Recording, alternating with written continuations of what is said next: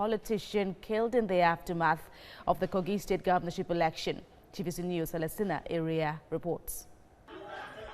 The Kogi State Governorship election, like others held in the country, was not without violence. Cases of violence were reported across various media platforms.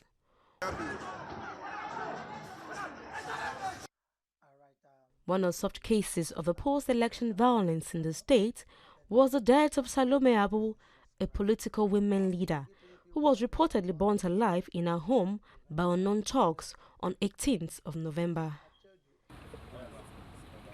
The governorship candidate of the Social Democratic Party, Natasha Akpoti, paid a condolence visit to the family.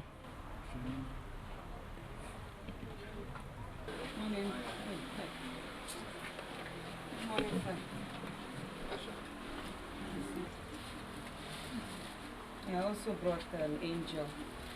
When I saw this, I just felt... I'm so sorry that you had to go through that. Having someone burnt down to death, it just brings to mind the last moments, calling for help, cries. We heard she cried until her voice was not heard anymore. Sad, that is wrong. So I can't even imagine what you all are going through, the children, the family. It's so sad, sir, but we want to let you know that we're all with you. We're all with you, sir, and we sympathize with you. And we call on the government and Nigerians to keep this story in the minds of everyone. We should keep talking about it until justice is served. Already arrested. Appreciating the visit, husband of the deceased, Salome Abuh, called for justice for the killers of his wife. Make sure we have justice in what has happened to us. It's painful, very traumatic, it's devastating, and it's confusing. Our lights have been put off. She is a star. She is a spokesperson, very bold, and a devout Christian. My wife was burned alive. My concern is that my wife was burnt alive, and the house is there raised.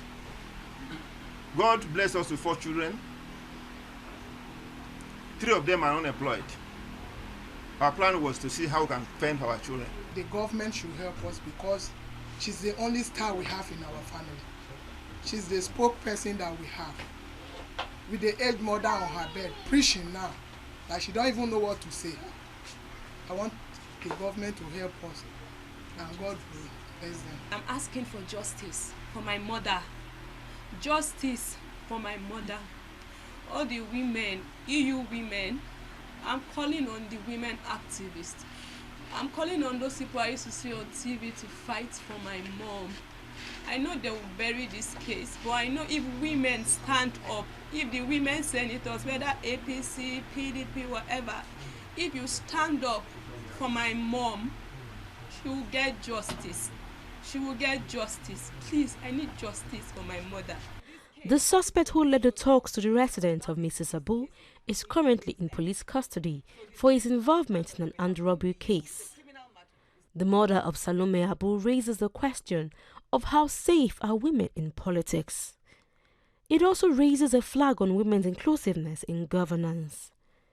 With a population of about 200 million people, approximately 51% are men and 49% women.